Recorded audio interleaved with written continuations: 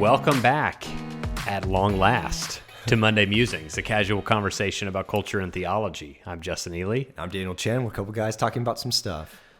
A couple guys that haven't talked for a while. Yeah, it's been a while. I think our next podcast is going to handle this, but You were some places. Yeah, I was some places. I was out of the country, and because of it threw our whole recording schedule off. It did, and but duty calls. Yeah, and so I know that there have been,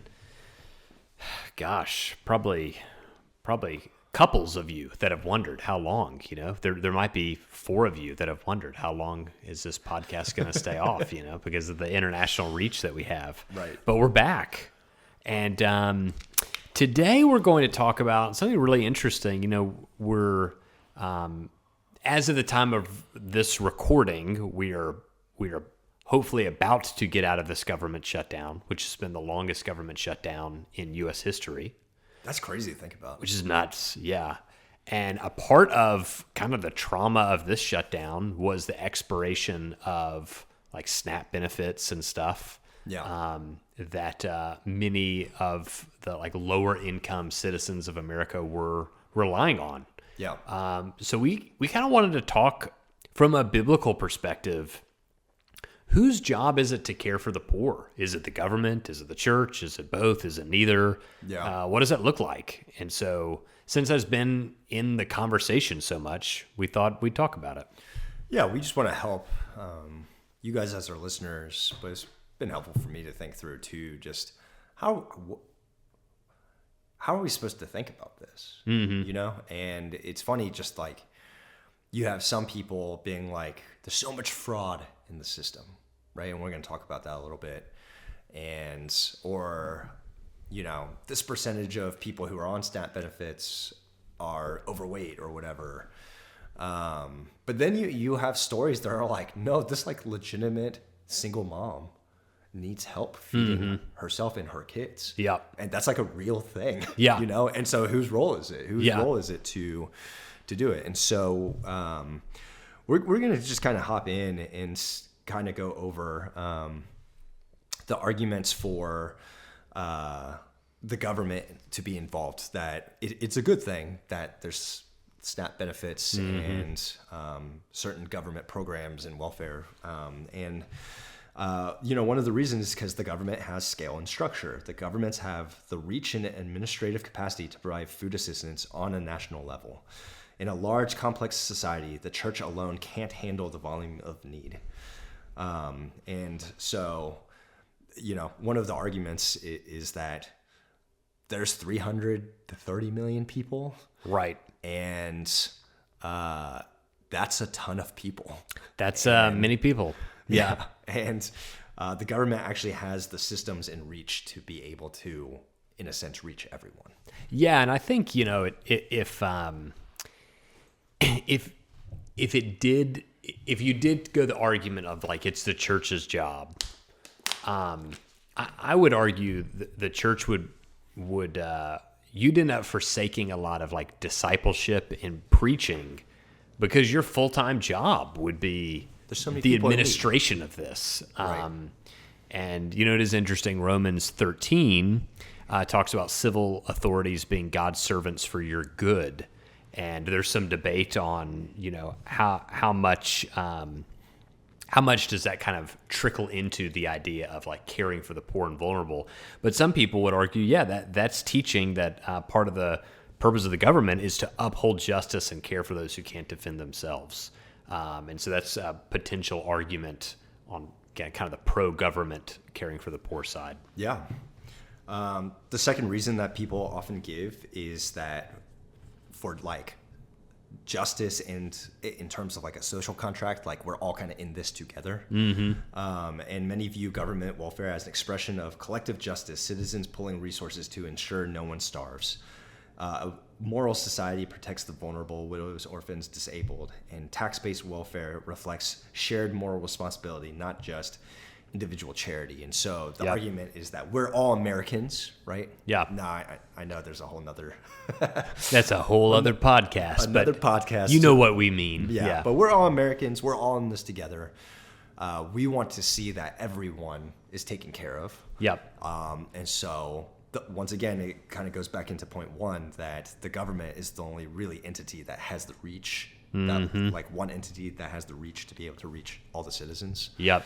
And so, that's another reason people give. Yeah, you also see, like in the Old Testament a lot, God, so like in the Minor Prophets, condemns entire nations for not upholding the rights of the poor. You have like Isaiah 10, 1-2, God condemns rulers who deprive the poor of their rights and withhold justice from the oppressed. Proverbs 31 commands rulers to speak up for those who cannot speak for themselves, defend the rights of the poor and needy.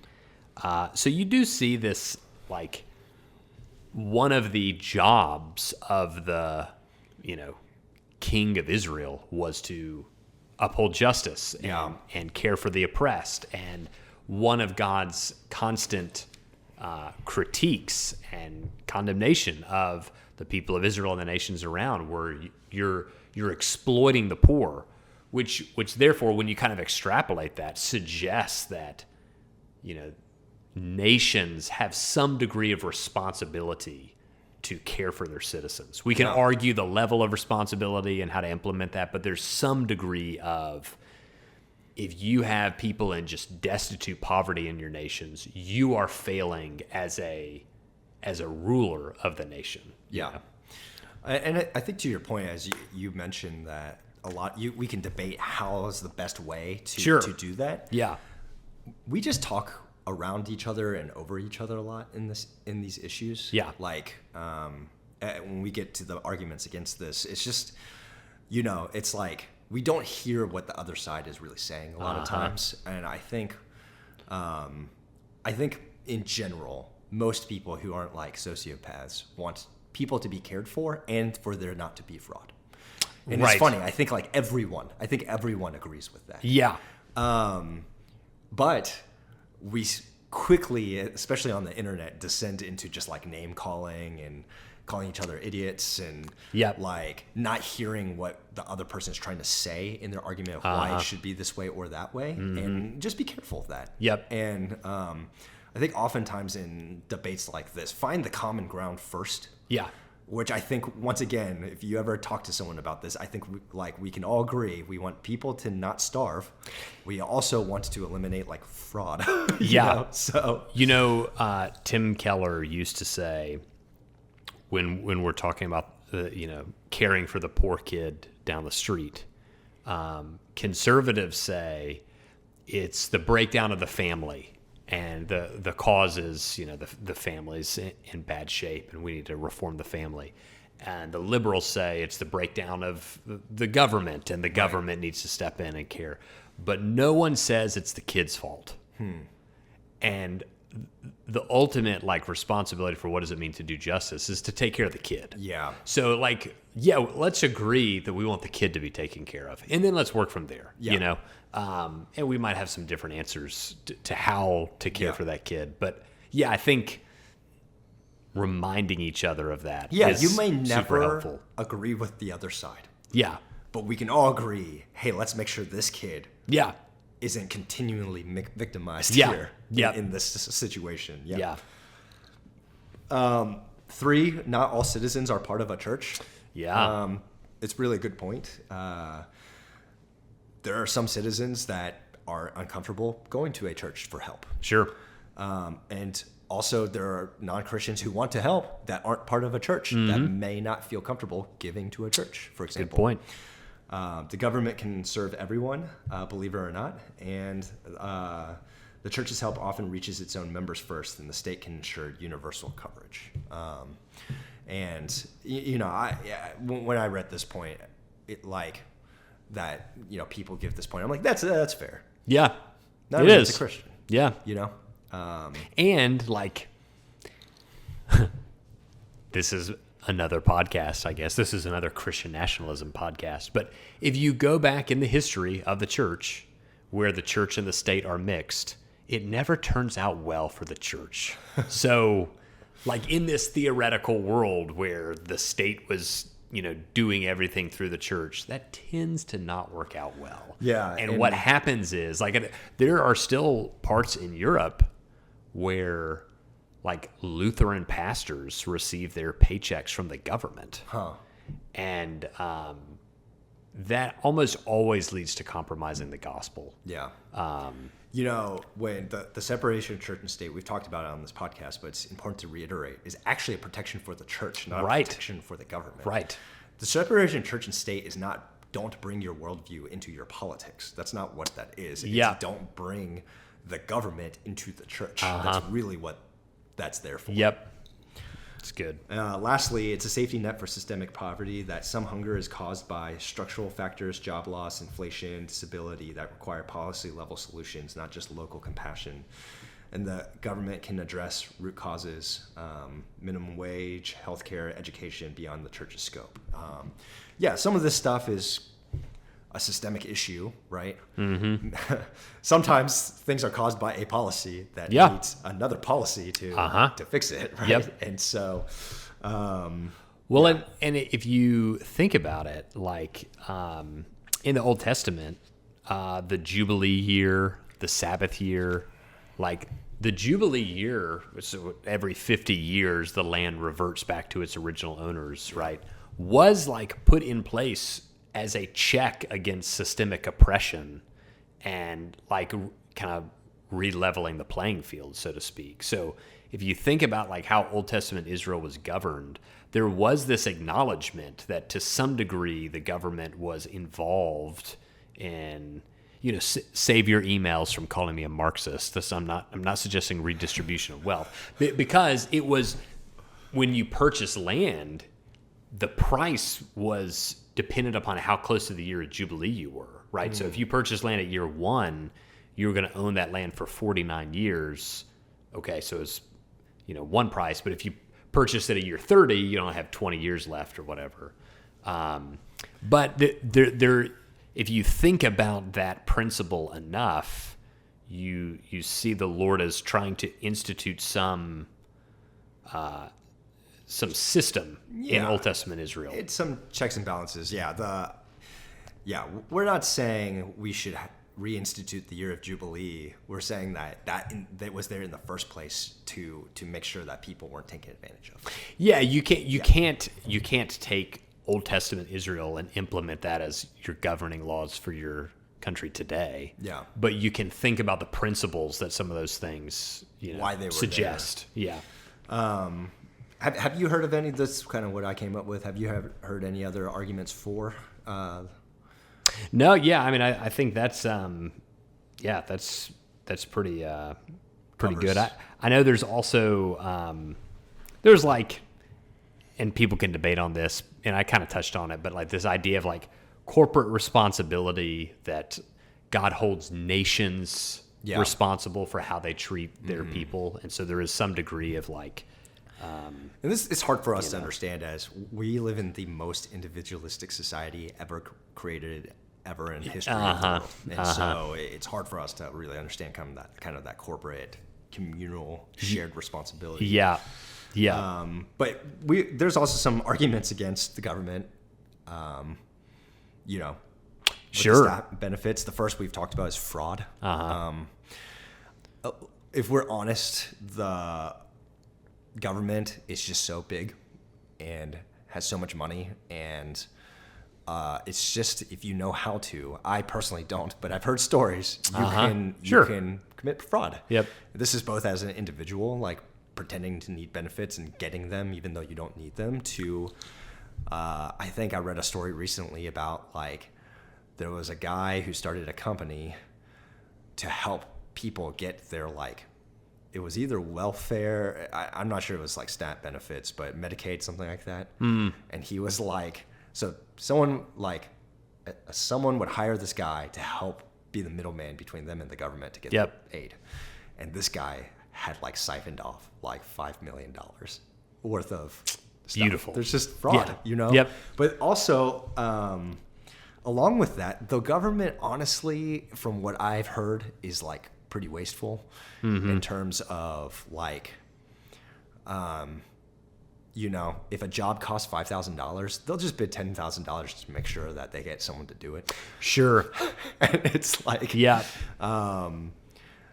If it was a private company running this, for example, they'd care about the bottom line, probably create other problems, but it would be more efficient in the sense that you'll actually pay for like what people actually need instead of like just like throwing so much money out there.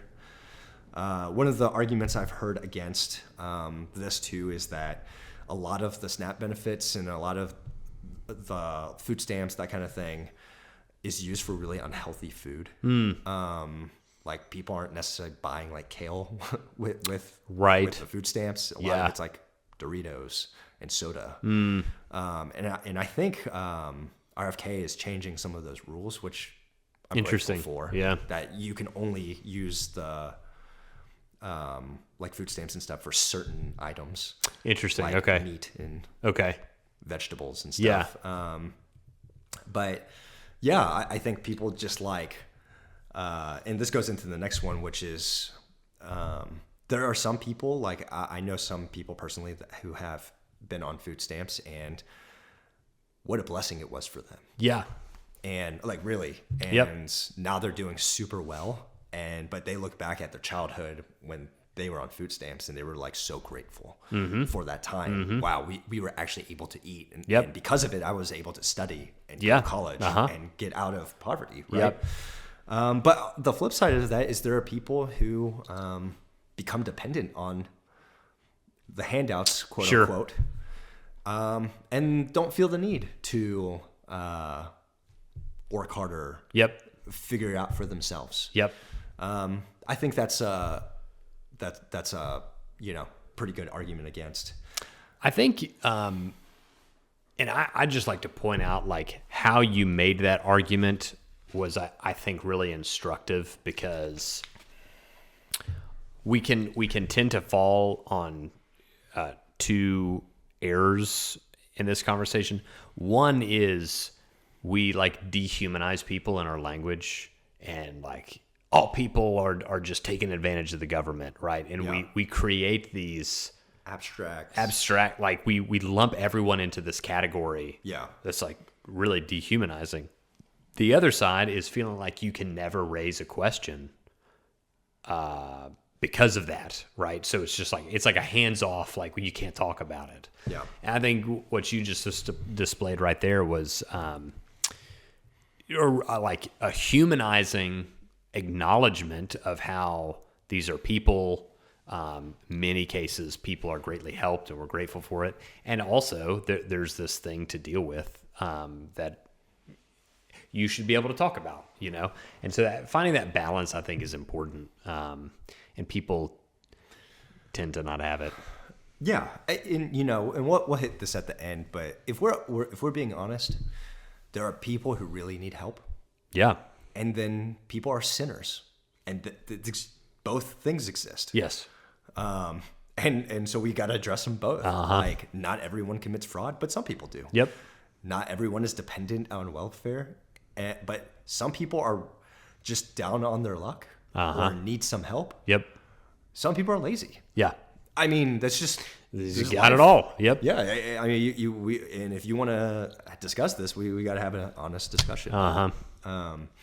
I think lastly, and this guy kind of goes back to the fraud thing, but certain industries are favored by government contracts, and when you have the government running this stuff, they, once again, the government does hire out and give subsidies to different corporations and all the stuff, and they learn how to work the system and get more money for it, and it costs the taxpayers more. And so I think a lot of the arguments against have to do with like kind of wastefulness. So have you heard any other arguments? No, I think you hit them. That's good. Now we're going to talk about the arguments for why some people say, no, the church should be the only ones who do this. First, I mean, I think it all comes down to there's a biblical mandate to care for the poor and needy, right? And so James 2, or Luke 3, whoever has 2 tunics is to share with him who has none. You have like, the true religion is helping orphan and widows. Yeah. You have this biblical mandate to his people, Yeah. and not necessarily to the state. I think you also have this argument that like charity isn't just a communal thing, but it is also an individual thing. And also like as the church, you want to meet their physical need and their spiritual need. Yeah. Right. And not one or the other, but really both. As Christians, we want to meet physical needs, but that is also a lead into meeting spiritual needs. Sure. Right. Because you want to give them not just physical food, but eternal food as well. Yeah. I think with churches as well, you do oftentimes get less of this fraud because the ship isn't as big. Yeah. Right. Yep. And then churches also know what's going on right next to them in their own particular community, and they can tailor to fit people's needs. Faith-based giving nurtures virtue. Charity is not just about meeting needs; it also shapes the giver's heart. Right. If the government's doing it, you get taxed. You have no choice. Right. You're not actually giving. Like Yeah. like in a sense, like when you get taxed, you're not like helping anyone that poor. Right. I don't know if that makes sense. Like. I mean, you are involuntarily. Yes. Yeah. Like someone's forcing you to do it in a sense. Yeah. But this actually, when the church does it, you're actually like loving on the people who need it. And government aid is very impersonal. Church giving is voluntary and out of care from your heart, overflow of what Christ has done for us. And then dependence on the government can weaken community bonds. Historically, when the state replaces the church's role in mercy, social and spiritual connections erode, and people begin to look to Caesar for bread instead of Christ. And I think, once again, it's I think a lot of the arguments are, one, the church should do it because God told us to. Yeah. It really comes down to that. Yeah. And I think the other arguments go to people's greatest need. Eternal need is spiritual, not physical. And we don't want to miss that. Yeah. But we also don't want to miss that for the giver either. Yeah. It's interesting because you certainly have commands to care for the poor throughout the Old Testament, very clear. Right. But it's also like in a theocratic setting, right? Then you have plenty of replete commands within the New Testament to love your neighbor as yourself, to care for the orphan and widow. Religion that, like you said, religion that God accepts as pure and undefiled as this. But then you also get like Matthew 25, for example. Whoever loves the least of these brothers of mine did it for me, right? Yeah. That is often twisted to as if it were referring to any poor person in society. That text is referring to your brothers and sisters in Christ in need. Yeah. Even the selection of deacons in Acts 6 is caring for the needs within the church body, right? And so I do think you see in Old Testament, you see very clear, like, this is what God's theocratic society, this is how we care for the poor corporately. Even like the gleaning laws, outside of the field, you weren't supposed to reap all of your field. You were to leave some for the poor that was with you, right? It was very, very corporate in structure. New Testament, it is a dual emphasis. There's a huge emphasis on caring for the poor among you, like in the church body. Like the church should be the foretaste of heaven where no one's in need. So like when you read the book of James, very concerned with how the rich and poor get together.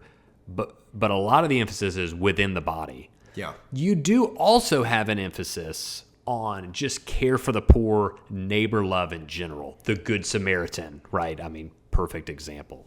But it's almost like the New Testament almost presents this like dual emphasis, both within the church and outside the church. Yeah. And that kind of brings up to your point that you made about the role of the government, which is not everyone's in the church. Yeah. And I think I think you you have to keep that balance in mind. Yeah. But yeah, I think, and this is one of the things you see a lot that is really hypocritical are a lot of politicians who want the government to do a heck of a lot of stuff for a lot of people. Yeah. When they have to disclose their personal charitable contributions, they're giving like 2% maybe, Yeah. you know? And so it's like, oh, okay, so you just want to force other people to pay, but you yourself don't want to do anything. Yeah. And that is where, when it gets to the heart of helping, the heart of serving, the benefit of emphasizing the church is that it's a, 2 Corinthians 8:9, it's a voluntary Yeah. giving, cheerful giving. And if you look at the statistics on giving, They're terrible. they're terrible across the board. But Christians give, those who attend church regularly give a much higher percentage than non-church goers. Yes. And it's funny because a lot of the people crying for more government stuff are the people who give least to Sure. charity. Sure. Yep. And so I think that's part of where this argument comes from too. There is a lot of posturing where we need to help people. But like when I say we, I mean you. Right. Your money, your money need to help Yeah. people. I give my time. you know? Right. Right. I got a busy life as is, I mean, I give my thoughts. But I think part of it, as you were making that point too, something about the early church that was interesting is like Rome was like mad at the church because they were doing their job They better were than embarrassing them. Yeah. And I'm like, okay, at some point I would say, you know what? That's We should good. do that. Yeah. The church should embarrass the government in loving others. Yes. And I hope, I hope we continue to. 100%. But I think some arguments against the church being in charge of this is, we've talked a little bit about not everyone's part of the church, that kind of Right. thing. But some people say churches aren't doing their jobs. And I would say, you know what? There are a lot of churches that probably aren't. But I would also say my pushback to that thought is also if you adopt the view that it's the church's job to care for every poor person in their entire community, I would say it's not the church's job. And that is a misapplication of like Matthew 25. Yeah. And so you have turned the church into a welfare program. Yeah. But here's the balance side caveat. If you have members of that church, hypothetical church, like going hungry, and you have these wealthy people just loving their lives, fancy steak night every night, that's a huge problem, and that deserves critique. And if that church is never showing love for neighbor, seeking the welfare of the city, that's a huge problem. Yeah. And so it is this kind of balance, I'd say yes, but churches aren't doing their job. Yes, but I think most churches can do more. But the job of the church is to make disciples, not to provide a social safety net. And I would say to that too, the end goal of the church is not to be a social safety net. Right. But to care for the poor is part of learning what it means to be a Christian. Yes. Right? And what I was saying about churches aren't doing their jobs is there are some churches that care, that posture about doing good for people and consistently upgrade their own buildings, Sure. for example. Sure. And actually never give. Yep. And that happens. Yes. Or there are some churches that prosperity gospel churches that people see because they see on the internet or whatever. Right. That don't care for the poor. Yeah. that happens. That's a great point. And what I Yeah. would say is, don't let that represent for you what Christians are actually supposed to do. Yep. And the second argument is that we've talked about this too, that churches can't handle the load. And once again, it's not necessarily the primary purpose either. And so I think what it comes to, as I thought about it, is there is a middle ground where churches, we've talked about, should show up the government in doing this better. Oh, actually, I forgot to mention this too. A lot of churches like ours, we partner with organizations like North Fulton Community Charities who are just prepared to do this. And I recently saw a girl online that went to like 30 churches to ask for help, and no one would help them. They just sent them to this, the food center or whatever. Right. A lot of those people are just baiters online. Yes. And really, there's people who are to help. But like, from an institutional standpoint, if someone comes to us and is like, "Can we have $500?" I'm like, "We don't keep cash. Like, there's no cash register at Right. the church. Right. Like, you know what I mean? Like, there's no like we're not a bank. Like, we don't hold money. Right. Right. And like, yeah. And so it's not always like practical that we can help an individual in the moment. Yeah. And we're going to get to this, but I do think it does come to, I think there are many Christians in the church who would love to help. Yeah, sure. And so part of it, when we talk about the church, are we talking about the individual or are we talking about the institution? That's a great distinction. And yeah, I think the best, talking about middle ground, I think the best middle ground is the church as the institution empowers and disciples individual believers to live out love of neighbor on themselves, and partners with or creates organizations whose main focus is this, right? So at our church, when we think about kind of neighbor need, we partner with North Fulton Community Charities, which cares for the homeless and at risk and vulnerable within our communities. We partner with Promise 686, which cares for foster care children. We partner with Beacon of Hope, which is a crisis pregnancy center. These are all very like caring for vulnerable populations, and they do it in ways that we never could. They're set up to do it. Yeah, they're set up to do it. And by and large, not exclusively, but it's like North Fulton is technically a secular organization.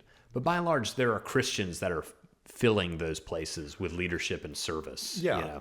And for example, like, our church is partnered and gives to those organizations. Yeah. But I've personally, just as like our family, yes, like we have brought canned food to North Fulton Community Right. Charities because we want to help. Right. Right. Yeah. And so it happens on multiple levels. And one of the best things, taking the example of the person who comes to the church who needs the rent check, or I can't pay my water bill, right? Those are always difficult conversations, and your heart typically always wants to just give them the money, Right.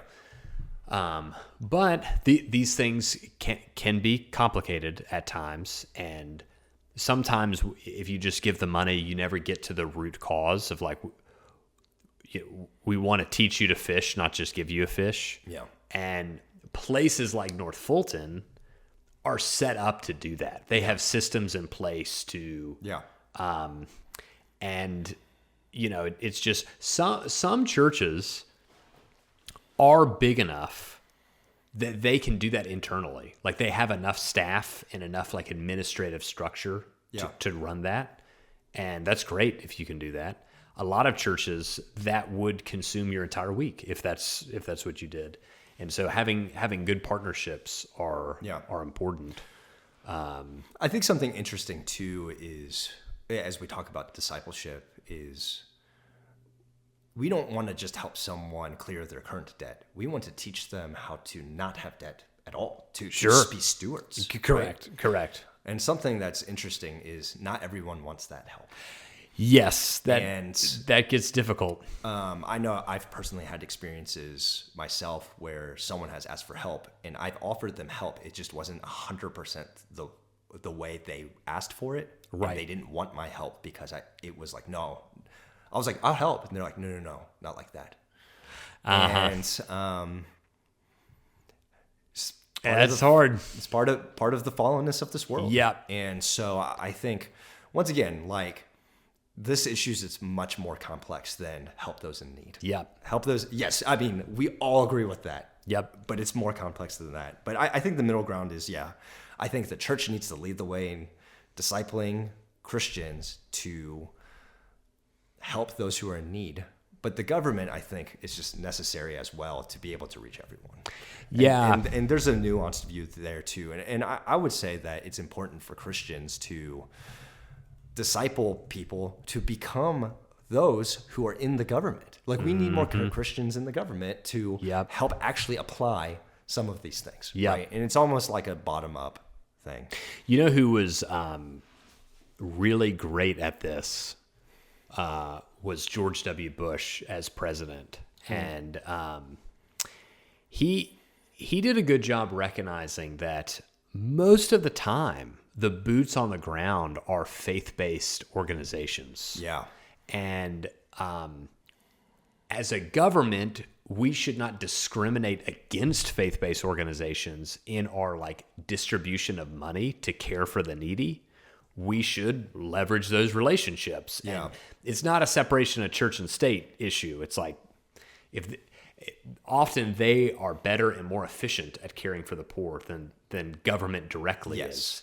And so he started a lot of partnerships in that level within the United States, and I think that's those kinds of things are worthy considerations, because you can leverage the unique blessings of both sides, the state and the church. Yeah. If you can find a responsible way to work together that doesn't blur the lines. So, it's worth, it doesn't have to be mutually exclusive. There's a world in which you could get creative, and it's not easy. It is a slippery slope, but, it's possible. Yeah. And I would say something to just think about is because we live in a fallen world, we have problems because we live in a fallen world. Because we live in a fallen world, no system or solution will be perfect. Yeah. And we often try to live in an ideal world where we can come up with some solution that has no fraud and everyone is covered. Uh-huh. And I just want to say that's just not going to be possible. And maybe I'm a pessimist. I don't know. Yeah. Well, it's interesting. It's like any institution. People are like, I don't like the institution. I'm like, well, okay. I had someone tell me one time, I don't want to be a part of the Southern Baptist Convention because I don't want my cooperative program dollars to go to paying lawyers to cover legal fees. It's like, I get it. Like, I understand that. It's not very appealing. But, and someone else brought this up, so I can't take credit, but like, if your pastor got sued for preaching the gospel, or, like, wouldn't you want your church to hire a lawyer for him? Like, if he was sued for preaching the gospel on Sunday, you'd be like, I don't want to pay the institution to pay a lawyer. Yeah. Like, no, you'd hope that your church would, Okay, so that's like a super small organization. You get bigger. Institutions institute. It's just what they do. So, you're going to have just stuff. It's just kind of part of... It's just people don't see the full picture, right? Yeah. They're like, oh, I wish without the lawyers. Okay, well, people just need to stop suing people. Yeah, that would be nice. That'd be great. Yeah, I agree. Yeah, I see what you're saying. Right. Guess what? We don't live in that world. Right. I don't know how it's like, yeah. And so we live in a world where lawyers are necessary. So, yeah. So it really comes down to what is acceptable for you in terms of the leakage you have in the system, right? Uh-huh. If you go fully faith-based, a lot of people are going to starve. I mean, just in reality, if you just pull the rug out of everyone right now, just, right. But if you go completely government-based, you're going to have a ton of fraud. Even if with a mixed middle ground solution, there's going to be some sort of leak in your system. And it really comes down to what is acceptable to you in your view, right? And so it comes down to, lastly, what should we do? I think, first of all, who you vote for matters. Sure. Go vote. We're citizens. We've talked about this in a lot of our podcasts, but we live in a society where we can vote. We can actually read the policies of the people we vote for. I know many of us don't, but you can. And I remember we were talking, we had a podcast once on voting, and something that struck me was the idea of, like, when you vote, think about how this person's policies would affect the vulnerable in your community. Yeah. And that's not necessarily saying vote for the person that promises to give the most money to the most poor people in your. That's not necessarily what that's saying. But, like, we often just think through, what would this guy's tax plan do for me? Yeah. What would this guy's whatever plan do for me? But think about, what would this person's plan do for the guy down the street that's on SNAP benefits? Yeah. You know? It changes how you think about things. Yeah. I would say if you're having an argument about this, disagree charitably. Sure. But also don't just disagree. What I mean by that is, like, sometimes we just love to disagree and then we do nothing. Yeah. I think that's the worst case scenario, is that we come up with all of these solutions that can make things better and then we don't do anything about it. Kind of armchair theologians. Yeah, we don't give to the church. We don't go actually help the needy. We don't actually go vote. It's like, there's so many people that are like that, And so I'd say, more than anything, read your Bibles. Sure. Be discipled in this. Be aware of who is in need around you. And actually care for them. Yeah, that's good. And that's probably where we're going to leave off, is actually go care for people who are in need. Yeah, that's great. Yeah, this has been a really helpful conversation. Love to hear your thoughts. We'd love to hear from you. info@christfellowshipga.org. But to conclude our time together, we're going to do our Resource of the Month segment. So what's yours? Mine is, he's become more popular recently, but Wes Huff, who's an apologist, his YouTube channel has been really helpful for me. Sometimes I'll just listen to it if I'm doing something, just have him on in the background.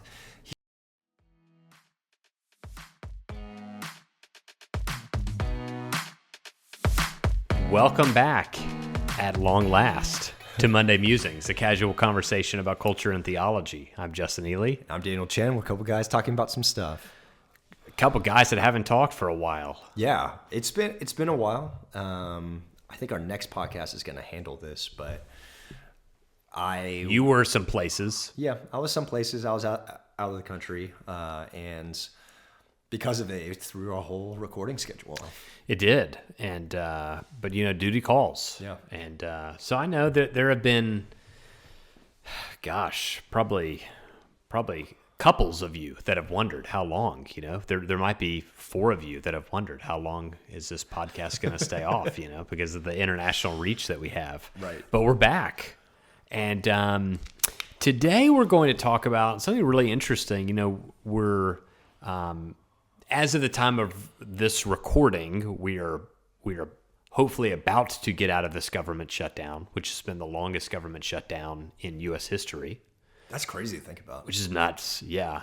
And a part of kind of the trauma of this shutdown was the expiration of SNAP benefits and stuff. Yeah. That many of the lower income citizens of America were relying on. Yeah. So we kind of wanted to talk from a biblical perspective.